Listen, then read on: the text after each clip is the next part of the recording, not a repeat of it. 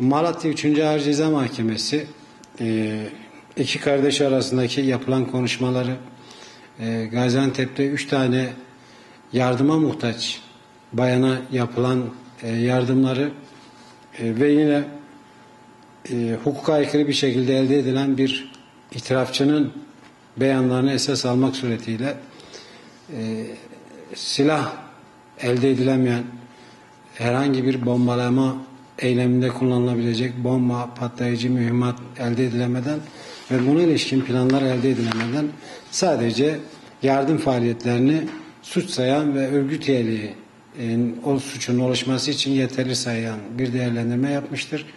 Bütün Müslümanlara dernek faaliyetlerinde yasal faaliyetler yürütmesi tavsiye edilirken bunu yapan Müslümanlar da süreç içerisinde görülmüştür ki örgüt üyesi olarak değerlendirilmiş ve örgüt üyesi olarak cezalandırılmıştır.